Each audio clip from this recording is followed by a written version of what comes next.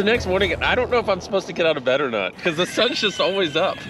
Morning one. This is miserable. Bro, Antarctica is not a fun place. I'm sick, man. I woke up coughing up blood. Before you can leave your tent in Antarctica, you need long pants, a long sleeve shirt, a second pair of pants, a third pair of pants, a jacket for your jacket, a ski mask, whatever this is, gloves for your gloves, and goggles so your eyeballs don't freeze. And just by having all this on, I can still get frostbite. Going into day 2, there were 2 very important things we needed to take care of.